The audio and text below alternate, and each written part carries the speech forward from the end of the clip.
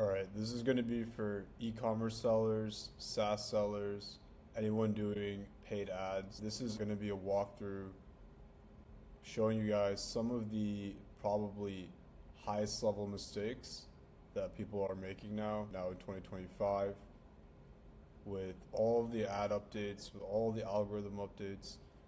People are running ads in a blind way. It's definitely a different way from 2018, 2019, and it's important that the simple mistakes are avoided. It's easy to avoid the simple mistakes, especially if you already have a product that's selling really well. Then it's just about how you're bundling it and how you're looking at it and structuring the offer. So first thing, before you look at anything, before you look at your ad tracking, anything, your offer needs to just be out of the moon.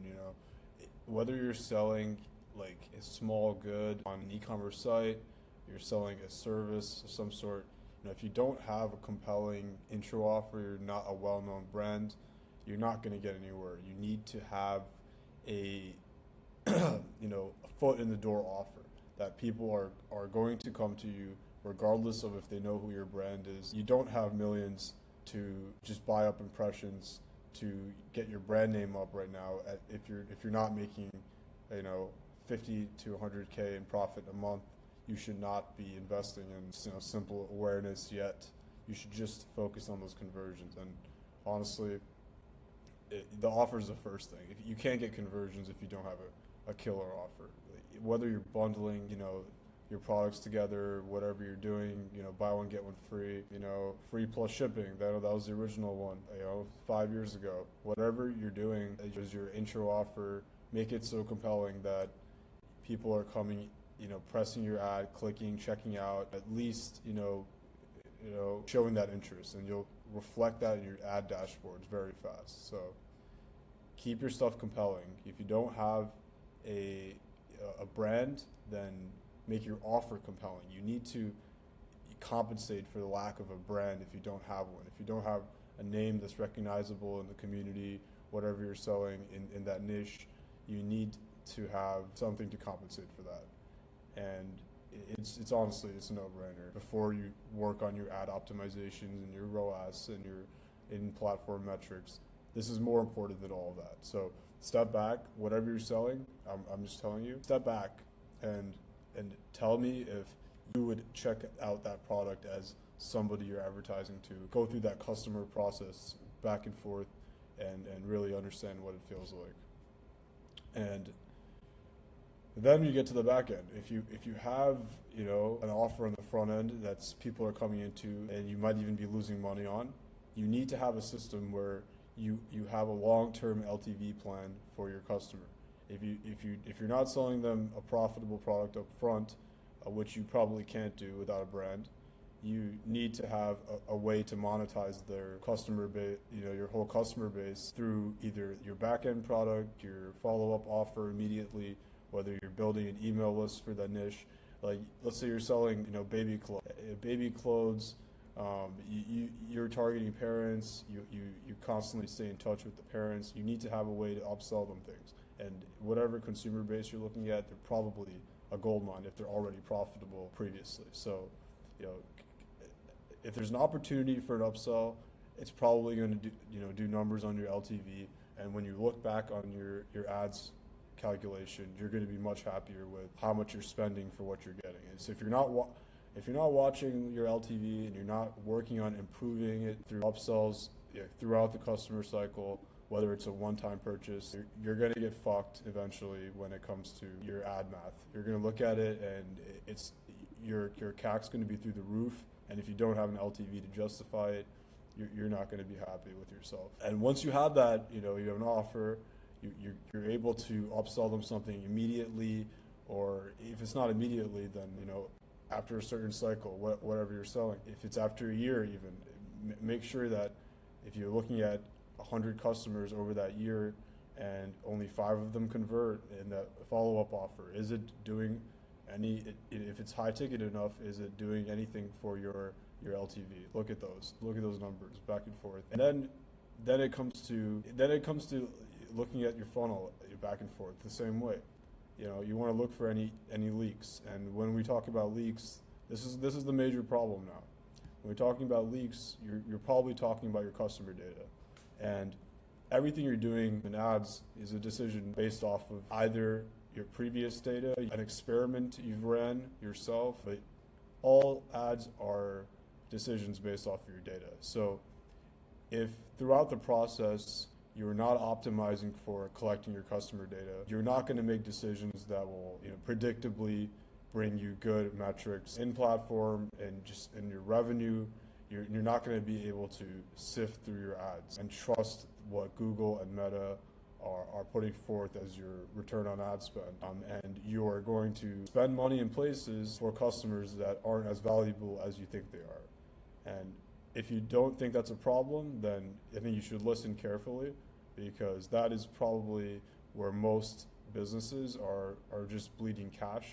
They are spending money on ads they believe are profitable, but in reality have almost no value, or value in a different way. If they were to run ads toward the same audience and retarget them in a certain fashion, they would probably get a much better CAC than just dumping ads into a big Advantage Plus campaign, in the bottom percentile of what they're looking at usually.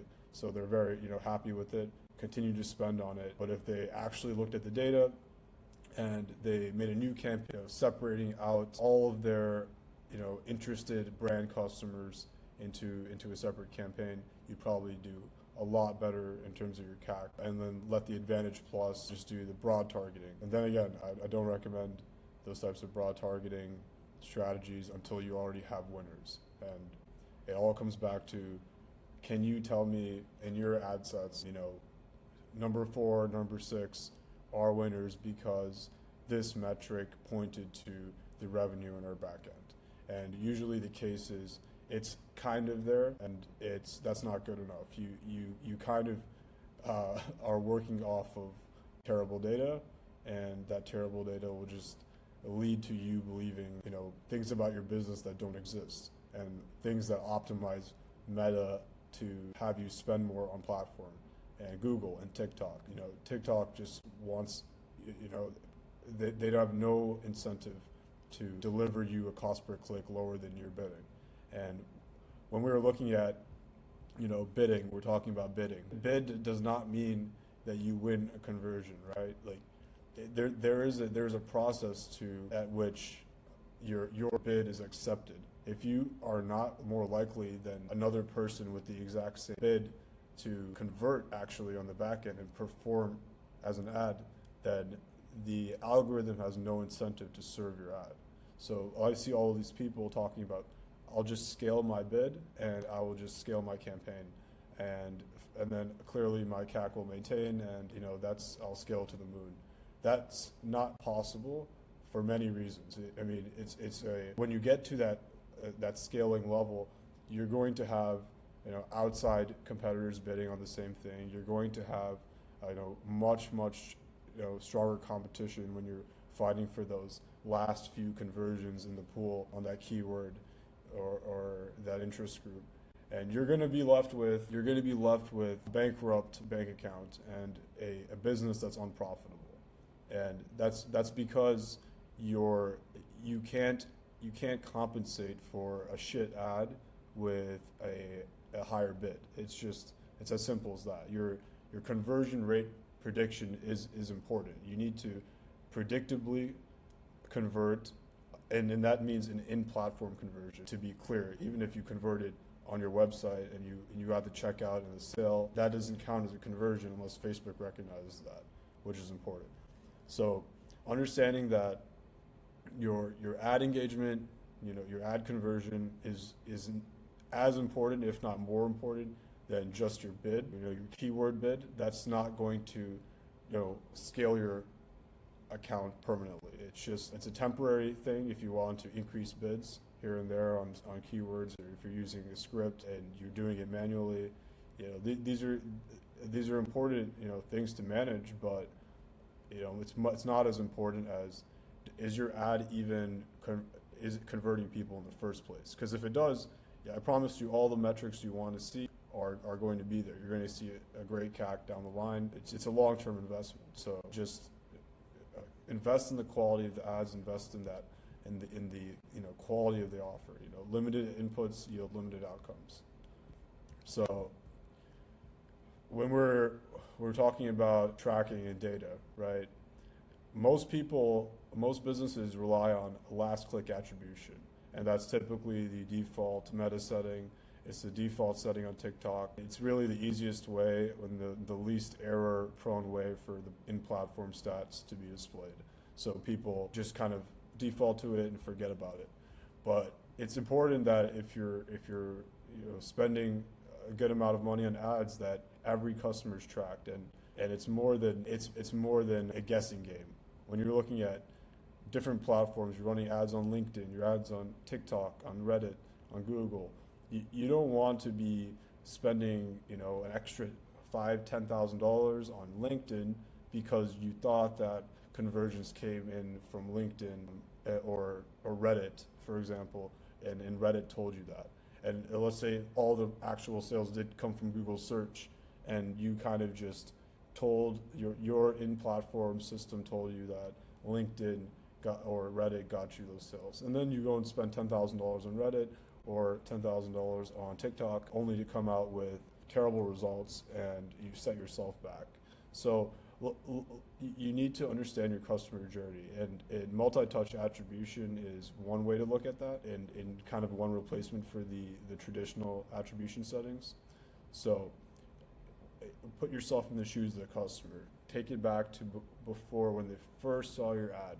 Usually, it is possible that someone buys your ad in the first, buys your product in the first or second ad, and that's even in a lot of D2C brands, we see that with 3 touch points, you get a conversion. If you're selling software, it may be more touch points, but regardless, there are tools. I'll make more videos on these tools and do more in-depth reviews, but there's tools where you can have that insight. You can see Chrome, traffic. You can see your, ad traffic breakdown. It's important that you have a traffic breakdown past, just Google Analytics, and then you can look at that traffic by the customer. Where did that customer come from? Where's their first touch point? Where's their third touch point? How many times did they touch the Twitter ad before they bought your product on TikTok? And if you only have one ad platform, this makes it that much easier. We can just focus within one ad platform, seeing where purchases are coming from within ad sets, and it makes that attribution just that much more relevant. But if you're doing more than one ad platform, this is so fundamental. If you have more than one ad platform running for your brand, that you don't mix up your spend, that you're not overspending.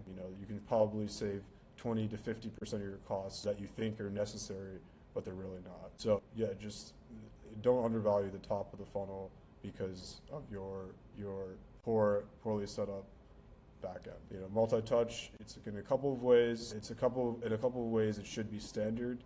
A lot of companies, they just don't care enough to implement it. They don't do anything custom for their attribution. But there's different ways to look at it. You can see, for example, you equally credit everyone for their touch points. You prioritize the first. You prioritize the one closest to the conversion.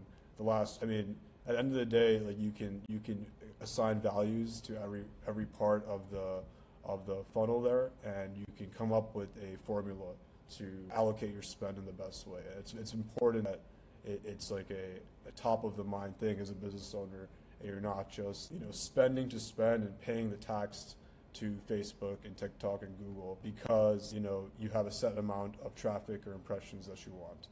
That's just not going to allow you to scale in the long term. So if you're spending over $15,000 a month on any paid ad platforms, then you can go to conversionwin.com and book a free audit, and we can talk. But if you're not, then just keep learning, keep asking questions.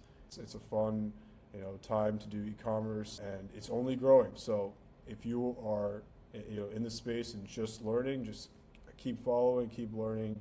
Build up a store, get your store off the ground, and then focus on the offer part. If you don't have any ads, you don't spend money on paid ads. The word scale should be well down the line if you're a beginner. But if you are already running a brand, then data should be at the top of your mind. Your customers, your customer data needs to be on point.